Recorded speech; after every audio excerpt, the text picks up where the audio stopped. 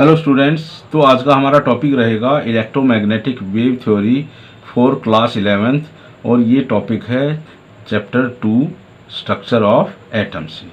तो यहाँ पर देखो, इलेक्ट्रोमैग्नेटिक वेव थ्योरी को पढ़ने से पहले कुछ जनरल बातें रहेंगी या ये कहें कुछ जनरल पॉइंट्स रहेंगे इस इलेक्ट्रोमैग्नेटिक वेव थ्योरी के लिए। तो सबसे पहले हम उन जनरल पॉइंट्स को ही डिस्कस करेंगे कि क्या कुछ बताया गया है इस इलेक्ट्रोमैग्नेटिक वेव थ्योरी में। तो स्टूडेंट्स, इसमें बताया गया है कि अगर आपके पास एक सोर्स ऑफ एनर्जी है और वो सोर्स एनर्जी को रिलीज कर रहा है, एनर्जी को रिलीज करता है, तो वो एनर्जी रिलीज करता है इन द फॉर्म ऑफ रेडिएशंस। तो जो एनर्जी रिलीज होगी उस सोर्स से वो होगी इन द फॉर्म ऑफ रेडिएशंस और वेव्स। और जो इस सोर्स से एनर्जी रिलीज होगी या एमिट होगी इन द फॉर्म ऑफ रेडिएशंस और वेव्स, वो होगी कंटिन्यूअसली, वो डिसकंटिन्यूअसली नहीं होगी। वो एनर्जी का एमिशन वहाँ पर कंटिन्यूअसली होगा। तो वहाँ से जो एनर्जी रिलीज होगी ना उस सोर्स से, वो एनर्जी रेडिएशंस और वेव्स की फॉर्म में कंटिन्यूअसली रिलीज होगी या एमिट होगी। और यही रेडिएशंस और वेव्स मूव्स करती हैं with the speed of light। तो जो रेडिएशंस और वेव्स की जो स्पीड होगी वो क्या रहेगी, जितनी स्पीड लाइट की रहेगी उतनी ही स्पीड इन रेडिएशंस और वेव्स की होगी। और जो स्पीड ऑफ लाइट है वो क्या है, 10⁸ मीटर पर सेकेंड। और देखो, जो ये रेडिएशंस और वेव्स की फॉर्म में जो एनर्जी रिलीज होगी यहाँ से, उस एनर्जी को बोलेंगे हम रेडिएंट एनर्जी। रेडिएंट एनर्जी क्या होगी, कोई सोर्स अगर एनर्जी को रिलीज करता है इन द फॉर्म ऑफ रेडिएशंस और वेव्स, तो वो एनर्जी रहेगी रेडिएंट एनर्जी। और इन्हीं रेडिएशंस और वेव्स को हम बोलेंगे इलेक्ट्रोमैग्नेटिक रेडिएशंस और इलेक्ट्रोमैग्नेटिक वेव्स। तो ये कुछ जनरल पॉइंट्स रहेंगे इस इलेक्ट्रोमैग्नेटिक वेव थ्योरी से रिलेटेड। तो स्टूडेंट्स, इस थ्योरी के मेन पॉइंट्स को अब हम डिस्कस करेंगे। तो फर्स्ट पॉइंट क्या रहेगा कि कोई भी सोर्स है, अगर वो एनर्जी एमिट करता है तो उस एनर्जी को वो एमिट या रिलीज करेगा continuously in the form of radiations और waves. A source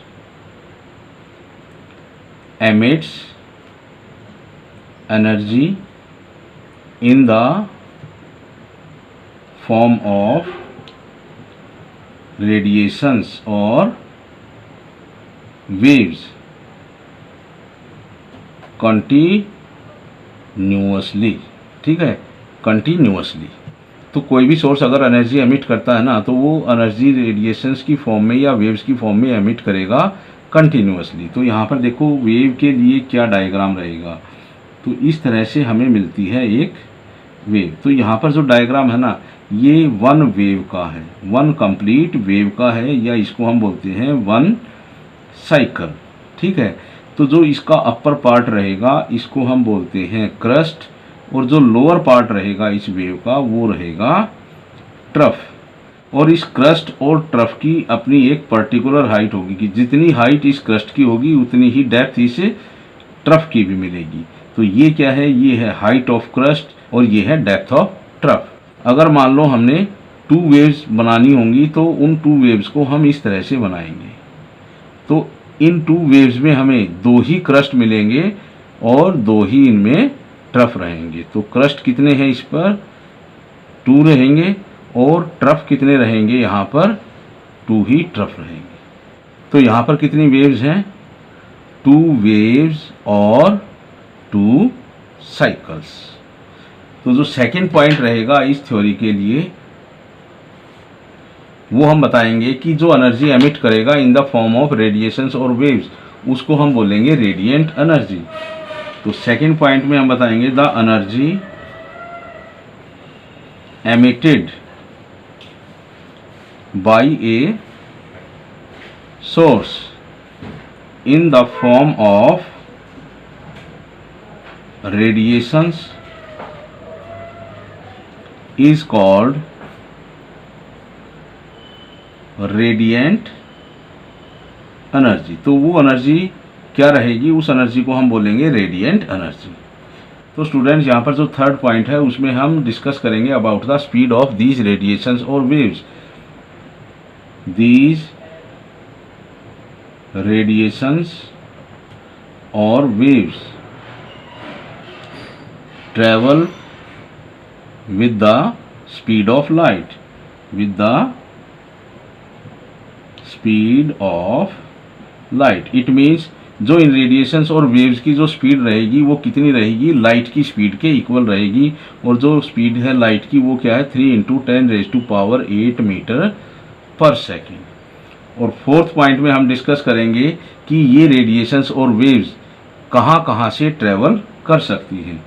so these radiations can pass through vacuum or any medium। तो ये जो रेडिएशंस और वेव्स रहेंगी ये वैक्यूम में से भी पास हो सकती हैं और किसी पर्टिकुलर मीडियम में से भी पास हो सकती हैं। जैसे सन से जो रेडिएशंस आएंगी तो अपर एटमॉस्फेयर में वहाँ पर वैक्यूम प्रेजेंट है, तो वो रेडिएशंस उस वैक्यूम में से भी क्रॉस हो जाती हैं और जब नीचे एयर में आती हैं तो वो उस एयर वाले मीडियम में से भी पास हो जाती हैं। So these radiations can pass through vacuum और एनी मीडियम। तो स्टूडेंट्स जो फिफ्थ पॉइंट है इस थ्योरी का वो बहुत ही इंपॉर्टेंट है और इसमें हम डिस्कस करेंगे the constituents of electromagnetic radiations, की इलेक्ट्रोमैग्नेटिक रेडिएशन को बनाने वाले कौन कौन से कॉन्स्टिट्यूएंट होंगे और वो उस इलेक्ट्रोमैग्नेटिक रेडिएशन में किस पर्टिकुलर एंगल पर मिलते हैं। So these waves consist of electric and magnetic field. तो जो ये वेव रहेंगी ना ये किससे बनती हैं, ये इलेक्ट्रिक और मैग्नेटिक फील्ड से बनती हैं। And both are perpendicular to each other, और ये दोनों के दोनों फील्ड क्या रहेंगे, एक दूसरे के परपेंडिकुलर रहेंगे। एंड बोथ ऑफ देम, और ये दोनों ही परपेंडिकुलर रहेंगे। And both of them are perpendicular to direction of propagation of radiation। तो जो डायरेक्शन ऑफ प्रोपेगेशन होगा इन रेडिएशंस का, उस डायरेक्शन के ये दोनों ही इलेक्ट्रिक और मैग्नेटिक फील्ड परपेंडिकुलर भी होंगे और ये एक दूसरे के भी परपेंडिकुलर होंगे। और यही दोनों इलेक्ट्रिक एंड मैग्नेटिक फील्ड क्या करते हैं, ऑसिलेट करते हैं, ऑसिलेट करते हैं परपेंडिकुलर टू ईच अदर। तो इनका ऑसिलेशन भी रहेगा परपेंडिकुलर टू ईच अदर। तो स्टूडेंट्स अगर इलेक्ट्रिक फील्ड की ऑसिलेशन इस पेन की डायरेक्शन में रहेगी तो मैग्नेटिक फील्ड की डायरेक्शन हमें इस डायरेक्शन में मिलेगी। तो इनके बीच में क्या रहेगा, 90 डिग्री का एंगल रहेगा। और अगर यहाँ पर direction of propagation of radiation क्या है, ये है। अब देखो ये इलेक्ट्रिक फील्ड भी इसके परपेंडिकुलर है और ये मैग्नेटिक फील्ड भी इसके परपेंडिकुलर रहेगा। तो अब हम एक डायग्राम बनाएंगे for both electric and magnetic field की डायरेक्शन को हम रिप्रेजेंट करेंगे और वहाँ पर डायरेक्शन को शो करेंगे प्रोपेगेशन ऑफ रेडिएशन की। तो स्टूडेंट देखो इन रेडिएशंस और वेव्स में हमें इलेक्ट्रिक और मैग्नेटिक फील्ड मिलते हैं और यही इलेक्ट्रिक और मैग्नेटिक फील्ड ऑसिलेट करते हैं परपेंडिकुलर टू ईच अदर, और ये दोनों भी परपेंडिकुलर होंगे to the direction of propagation of radiation. तभी हम इन रेडिएशंस और इन वेव्स को बोलते हैं इलेक्ट्रो मैग्नेटिक रेडिएशंस और वेव्स, बिकॉज दीज रेडिएशंस और waves consist both electric and magnetic field. तो स्टूडेंट्स इन डायग्राम्स की हेल्प से हम देखेंगे क्या डायरेक्शन रहेंगी उन इलेक्ट्रिक और मैग्नेटिक फील्ड के ऑसिलेशन की और वो किस तरह से परपेंडिकुलर होंगे direction of propagation of radiation और वेव के। तो मान लें हम यहाँ पर जो एक्स एक्सिस है उसके अलोंग डायरेक्शन ऑफ प्रोपेगेशन है उस रेडिएशन और वेव की, और जो वाई एक्सिस है उसके अलोंग हमें उस इलेक्ट्रोमैग्नेटिक फील्ड का इलेक्ट्रिक फील्ड मिलता है, और जो जेड एक्सिस है उसके अलोंग उस रेडिएशन का मैग्नेटिक फील्ड मिलता है। अगर हम इन दोनों डायग्राम्स को कंबाइन कर दें तो हमें इस तरह का डायग्राम मिलता है। तो यहाँ से हम देख सकते हैं, देखो वाई डायरेक्शन में क्या है, इलेक्ट्रिक फील्ड है, और जेड डायरेक्शन में है मैग्नेटिक फील्ड।